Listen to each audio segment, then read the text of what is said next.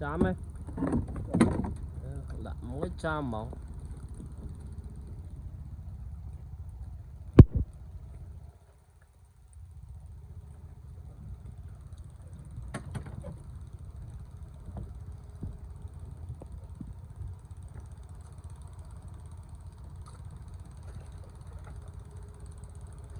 Đi giúp được nó.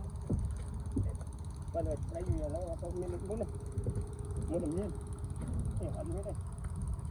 Nguyên đó. Hết đây. Bộ tôn ta cái.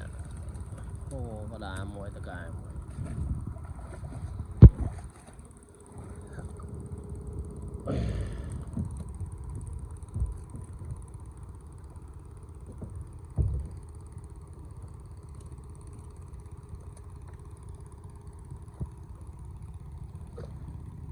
Chú nó chú. Vâng. Ôi chú, muốn không?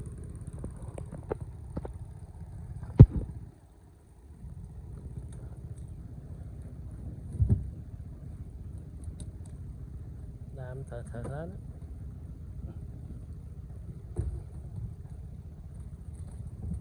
Lúc đạo bờ kia vô. Nó chơi đó rồi. Hơi con chơi đó. Đã vô. Hay bờ vô đặt trái bán đấy.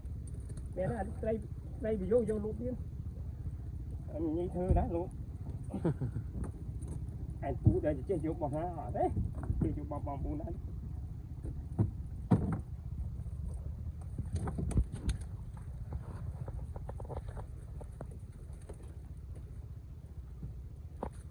Bây giờ trong tranh. Còn một quanh nữa. Kịp chuột nó đó. Yeah, ăn chuột tiếp này. Đi trong cái đá nha nó ngon mày. Mẹ chẳng đó mấy. Anh ấy đã chặt tía nha đi. Đây là kim chuột ạ.